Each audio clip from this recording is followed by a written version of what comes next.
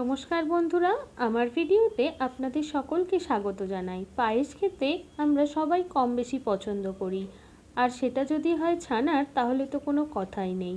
আজ আমি আপনাদের সাথে শেয়ার করব সুস্বাদু ও কম সময়ে বানানো যায় ছানার পায়েসের রেসিপি। এর জন্য আমি 500 গ্রাম দুধের ছানা কাটিয়ে ভালো করে ধুয়ে জল ঝরিয়ে নিয়েছি। এরপর ছানার মধ্যে সামান্য চিনি দিয়ে ছানাটাকে ভালো করে মেখে নেব, যাতে চিনিটাও ছানার সাথে মিশে যায় ও ছানার মধ্যে কোনো দলা বা লাম্পস না থাকে। এখানে একটা কথা বলে রাখি, আপনারা চাইলে এখানে গুঁড়ো চিনিও ব্যবহার করতে পারেন। এরপর একটা পাত্রে সামান্য গাওয়া ঘি দিয়ে গরম করে নেব। ঘিটা গরম করার সময় গ্যাস বা ইন্ডাকশানের ফ্লেমটা মিডিয়ামে রাখবেন। ঘিটা গরম হয়ে এলে এর মধ্যে আমন্ড কুচি ও কাজু বাদাম কুচি দিয়ে 1 মিনিট মতো হালকা করে ভেজে নেব। আপনারা চাইলে না ভেজেও দিতে পারেন, কিন্তু আমার মনে হয় হালকা ভেজে দিলে টেস্টটা খুব ভালো হয়, তাই জন্য আমি হালকা ভেজে নিয়েছি। এরপর আগে থেকে ভিজিয়ে রাখা কয়েকটা কিশমিশ দিয়েও আমি হালকা ভেজে নেব।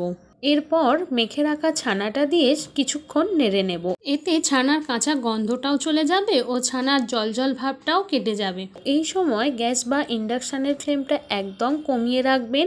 খুব বেশি ঝরঝরে করে ভাজার দরকার নেই, শুধুমাত্র ছানার জল ভাবটা শুকিয়ে এলেই এটাকে নামিয়ে নিতে হবে। এরপর একটা পাত্রে সামান্য একটু জল ও 500 ml ফুল ক্রিম দুধ দিয়ে মিডিয়াম ফ্লেমে হালকা গরম করে নেব। দুধটা হালকা গরম হয়ে এলে এর মধ্যে চায়ের কাপের আধ কাপ ফুল ফ্যাট গুঁড়ো দুধ অর্থাৎ আমুল দুধ দিয়ে ভালো করে মিশিয়ে নেব। গুঁড়ো দুধ দিলে পায়েসের টেস্টটা খুব সুন্দর হয়। আপনাদের যদি গুঁড়ো দুধটা এইভাবে মেশাতে অসুবিধা হয়, তাহলে আপনারা অন্য একটা পাত্রে হালকা গরম দুধ তুলে নিয়ে তার মধ্যে গুঁড়ো দুধ দিয়ে মিশিয়েও এর মধ্যে মিশ্রণটি দিয়ে দিতে পারেন। এরপর দুধটা কিছুটা ঘন হয়ে আসা পর্যন্ত ফুটিয়ে নিতে হবে। এই পর্যায়ে দুধটাকে প্রায়ই নাড়তে হবে, নইলে নিচের দিকে লেগে পুড়ে যেতে পারে। 10 মিনিট মতো দুধটা ফুটিয়ে এই রকম ঘন হয়ে এলে এর মধ্যে দিয়ে দেব হাফ চামচ এলাচ গুঁড়ো ও 75 গ্রাম মতো মিছরি দিলে পায়েসের টেক্সচারটা খুব ভালো হয়। আপনারা চাইলে চিনিও ব্যবহার করতে পারেন। এরপর মিছরিটা গলে আসা পর্যন্ত ফুটিয়ে নেব। এরপর এর মধ্যে 1 চামচ মতো কনডেন্স মিল্ক বা মিল্ক মেড দিয়ে ভালো করে মিশিয়ে নেব। এটা দিলে পায়েসের টেস্ট একদম অন্যরকম হয়। এরপর পায়েসের টেস্টটাকে ব্যালেন্স করার জন্য দিয়ে দেব 1 চিমটে মতো নুন।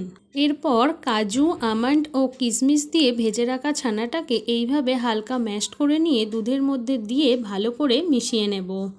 এরপর এটাকে 1 থেকে 1.5 মিনিট মতো ফুটিয়ে নিতে হবে।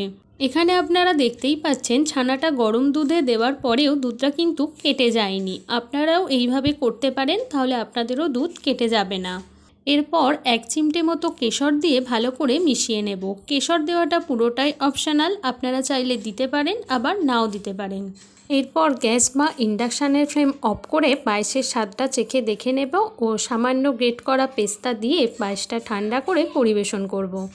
রেসিপিটি ভালো লাগলে অবশ্যই লাইক, কমেন্ট, শেয়ার করবেন ও ফেসবুক থেকে দেখলে আমার পেজটিকে ফলো আর ইউটিউব থেকে দেখলে চ্যানেলটিকে সাবস্ক্রাইব করতে ভুলবেন না। আজ এই পর্যন্তই, সবাই ভালো থাকবেন, ধন্যবাদ।